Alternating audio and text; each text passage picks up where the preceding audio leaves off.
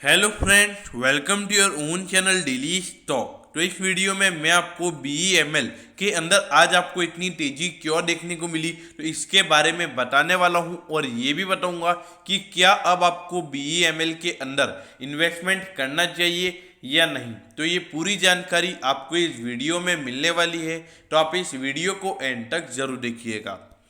और दोस्तों, अगर आपको रोज इसी तरीके की अपडेट चाहिए तो आप प्लीज़ हमारे चैनल को जरूर सब्सक्राइब कर दीजिएगा, क्योंकि आपको रोज ये सारी अपडेट्स हमारे चैनल के ऊपर मिलने वाली है। तो चलिए शुरू करते हैं। तो ये देखिए, यहाँ पर आज BEML के अंदर 20% का अपर सर्किट लगा जब ये मार्केट में न्यूज़ आई कि टाटा महिंद्रा ग्रुप और अशोक लेलैंड ये तीनों उसके अंदर 26% स्टेक बाय करने के लिए इंटरेस्टेड हैं। देखिए, आपको पता होना चाहिए कि BEML का 26% स्टेक प्राइवेटाइज होने वाला है, मतलब डिसइन्वेस्टमेंट होने वाला है और ये प्राइवेट सेक्टर के पास जाने वाला है, और वो भी कितना 26%। तो इसीलिए जब देखिए टाटा महिंद्रा और अशोक लेलैंड जो इतने बड़े पुराने ओल्ड ग्रुप है, जितना उनका अगर इतना इंटरेस्ट उसके अंदर आया था, तो देखा जाए सीधी बात है कि जब मार्केट को एक इंडिकेशन मिल गया कि आने वाले समय में BEML की जो प्रॉफिटेबिलिटी है वो एक अच्छी खासी बढ़ भी सकती है, और ऐसा भी हो सकता है कि यहाँ पर किसी बड़े प्लेयर ने एक अच्छी खासे शेयर वॉल्यूम के साथ खरीदे हो।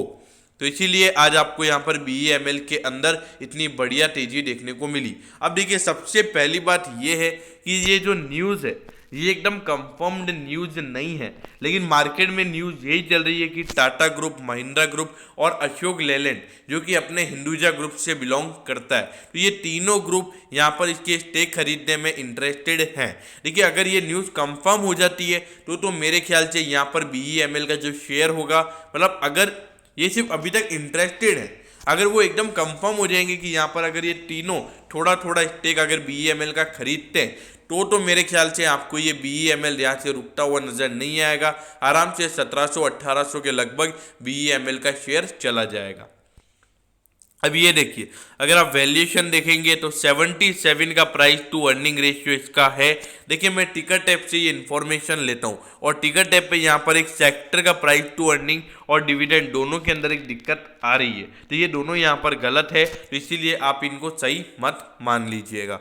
लेकिन देखिए, 77 का प्राइस टू अर्निंग रेशियो है, लेकिन देखिए ये मार्च 2020 के बेसिस के अर्निंग के ऊपर है, तो इसीलिए यहाँ पर उसके बाद 6 महीने तो कंपनी का परफॉर्मेंस इतना अच्छा नहीं था, लेकिन फिर 3 महीने थोड़ा कंपनी के परफॉर्मेंस में इंप्रूवमेंट देखने को मिला। लगभग कंपनी का जो प्रॉफिट था वो 4 टाइम बढ़ गया था। तो देखा जाए तो धीरे धीरे कंपनी का परफॉर्मेंस इंप्रूव हो रहा है, तो आने वाले समय में जो कंपनी के शेयर का प्राइस होना चाहिए वो कंपनी का शेयर का प्राइस हो रहा है। अब ये देखिए, 2.18 का प्राइस टू बुक रेशियो, तो देखिए एकदम अट्रैक्टिव इसका प्राइस टू बुक रेशियो।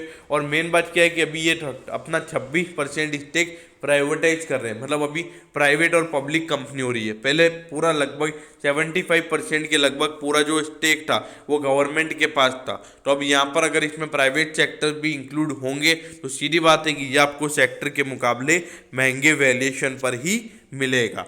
अब ये देखिए, आधे % का डिविडेंड है, डिविडेंड देखा जाए तो अभी नी के बराबर है, लेकिन देखिए जैसे जैसे धंधा बढ़ेगा आप इतना एक्सपेक्ट कर सकते हैं कि कम से कम 1.5 से 2% का डिविडेंड आप इस कंपनी से एक्सपेक्ट कर सकते हैं।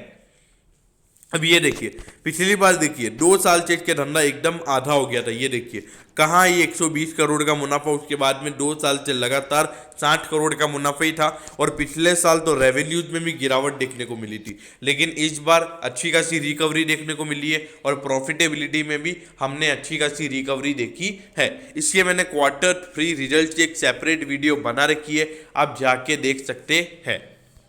अब ये देखिए 1416 रुपये, मतलब देखिए एक ही दिन में 236 रुपीज़ का इसमें अपवर्ड मूवमेंट देखने को मिला और 20% ऊपर ये बंद हुआ है। और ऐसा नहीं कि शेयर कोई छोटा मोटा शेयर है, हाई पे नजर डालिए 1947 का इसका हाई है। कितना? 1947 का, मतलब अभी भी अपने हाई से 530 रुपये डिस्काउंट पे। अब 530 रुपये यानी अभी भी 20 से 25% अभी भी ये आपको अपने ऑल टाइम हाई से अभी भी डिस्काउंट पे मिल रहा है। लेकिन देखिए मार्केट क्या देख रहा है, मार्केट ये देख रहा है अगर इसमें प्राइवेट प्लेयर्स इंक्लूड होंगे तो जो ये पहले प्रॉफिट कमाता था उससे भी कई ज़्यादा ये मुनाफा कमाएगा। तो इसीलिए ये ऐसा लग रहा है कि ये 1947 तो ये आराम से तोड़ देगा। अगर यहाँ पर टाटा ग्रुप या महिंद्रा ग्रुप इन तीनों में से या फिर हिंदुजा ग्रुप इन तीनों में से कोई भी इसमें 26% स्टेक बाय करता है तो इसीलिए मेरे ख्याल से अब आपकी क्या रणनीति होनी चाहिए मैं आपको ये बताता हूँ। देखिए, जिन्होंने भी इसमें लॉन्ग टर्म के लिए इन्वेस्टमेंट कर रखा है बने रहिए। जिनको इसमें अब लॉन्ग टर्म के लिए अब इन्वेस्टमेंट करना है इनको भी, लेकिन उनके लिए मैं ये बोलूँगा कि एक बार के लिए अभी इसमें आप इन्वेस्ट मत कीजिए, क्योंकि अगर देखा जाए तो शेयर यहाँ से सीधा चढ़ गया है लगभग 1100 से। अगर देखा जाए 1100 या 1050 से अगर देखा जाए तो इतना स्ट्रॉन्ग है, यहाँ पर चढ़ गया है। तो देखा जाए तो एक बहुत अच्छी खासी बुलिश रैली हमको देखने को मिल गई है। और कल ऐसा लग रहा है कि कल शायद प्री मार्केट ओपन में भी लगभग ये 1450 या 1480 के लगभग ये खुल सकता है, मतलब 4-5% कल इसकी और ऊपर ओपनिंग हो सकती है। तो इसीलिए फिर उसके बाद में मेरे ख्याल से जितना भी इसमें एक अपवर्ड मूवमेंट देखने को मिला है तो थोड़ी सी प्रॉफिट बुकिंग इसके अंदर देखने को मिल सकती है। तो अभी इस समय पे शॉर्ट टर्म इन्वेस्टमेंट और लॉन्ग टर्म इन्वेस्टमेंट दोनों ही मैं नहीं बोलूँगा, लेकिन करना जरूर चाहिए। अब किस प्राइस पे करना चाहिए, देखिए मेरे ख्याल से लगभग अगर 1300 या 1330 के प्राइस पे अगर ये शेयर आता है तो इसमें आपको लॉन्ग टर्म इन्वेस्टमेंट करना चाहिए। और शॉर्ट टर्म के लिए देखिए, शॉर्ट टर्म के लिए मैं यही बोलूँगा कि अगर इसमें 1300 या लगभग 1350 के प्राइस पर अगर ये सपोर्ट बनाता है तो 1355 पे इसको फिर से खरीदिए। अगर ये नीचे गिरता है तो मैं ये बोल रहा हूँ, हाँ ऊपर अगर ये अपवर्ड कल 1470 या 1480 के लगभग खुलता है तो इसमें आपको मेरे ख्याल से बाइंग नहीं करनी चाहिए। और नीचे अगर जाता है ये बाद में प्रॉफिट बुकिंग आती है तो अगर 1350 के लेवल पे सपोर्ट बनाता है तो मेरे ख्याल से 1355 में आप इसको खरीदिए और उस वक्त वापस टारगेट रखिए 1400 से 1420 का। और नीचे के लेवल में अगर देखा जाए तो अगर 1350 के लेवल पे नहीं रुकता है 1300 तक जाता तो अगर 1300 पे अगर सपोर्ट बनाता है तो 1305 पे खरीदिए और 1400 का टारगेट रखिए। तो देखिए दोस्तों, वैसे मेरा पर्सनल ओपिनियन है, आपको एकदम इसको कंफर्म नहीं मानना है, आपको अपनी खुद की एनालिसिस करनी है, फिर ही आपको अपना इन्वेस्टमेंट करना है। तो दोस्तों, मैं होप करता हूँ कि आपको अच्छे समझ में आ गया होगा। अगर आपकी कोई भी क्वेरीज हैं तो आप कमेंट सेक्शन में कमेंट कर सकते हैं, मैं ज़रूर आपके कमेंट पर रिप्लाई करूँगा। तो दोस्तों, अगर आपको वीडियो अच्छी लगी हो तो प्लीज़ वीडियो को लाइक कर दीजिएगा और रोज़ इसी तरीके की अपडेट्स पाने के लिए चैनल को सब्सक्राइब करना ना भूलें। Okay, thank you, have a nice day.